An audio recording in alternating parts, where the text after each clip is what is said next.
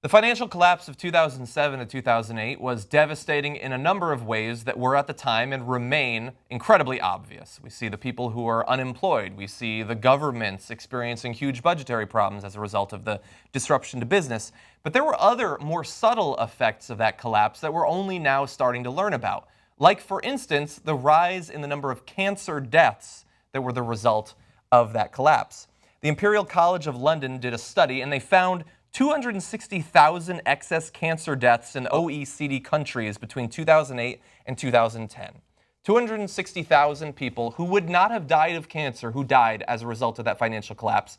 Now you might say, well, how the hell could they possibly know that, and how could it have had that effect? And we're going to break it down in this video. But first of all, if it's true inside the OECD, globally, they believe there were over 500,000 excess cancer deaths during just those couple of years.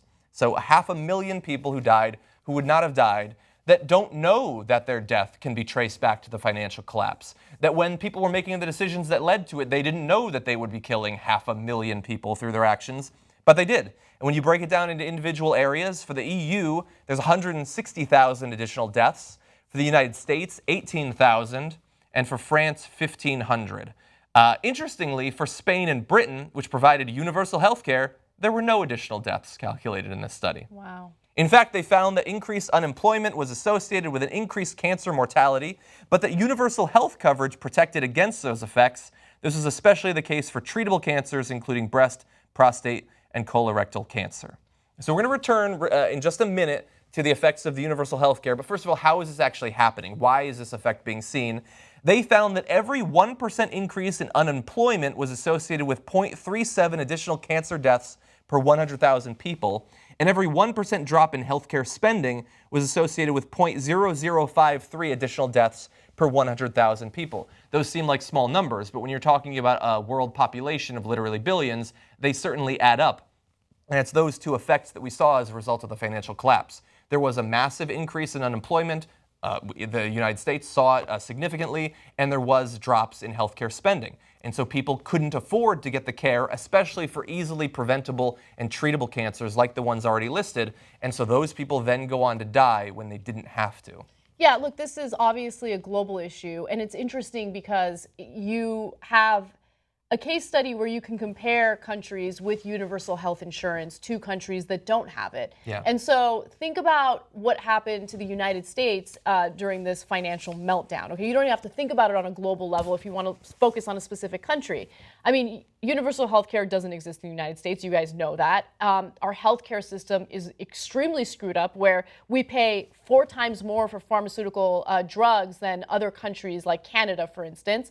And so if you need to take, or use cancer fighting drugs as treatment, you don't really have access to it if you're unemployed or if you don't have enough money for it. You probably don't even have health insurance. Yeah. Look, I'll give you guys an example of something. It's not cancer, but it's still relevant. When my mom needed dialysis treatments, she had insurance, and she was paying a lot of money per month for it. I think close to $1,000 a month for insurance, and that's just her deductible. Wow.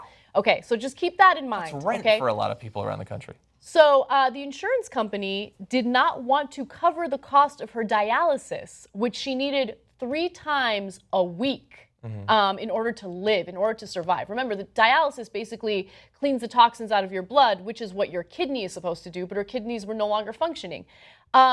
If you're poor, if you don't have, the resources to pay for those treatments yourself, you're going to die.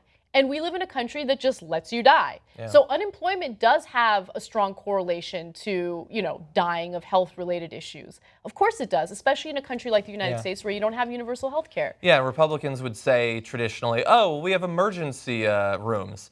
That may help you if you get shot in the head. Doesn't help you if you need dialysis every week for the rest of your life. It does not help with treatment. Exactly. Yeah, and this is why, we've still got millions of Americans who don't have health insurance. We have some candidates that want to quickly and fully close that, some who say vaguely that they'll do something about it, and others who have no interest in it. But the reason that we cover this story is just to give you an idea of the the usually unseen effects of these broad trends, these large trends, when things like the economic collapse happens, it literally is life or death for many people, even if they never know it and we never know it.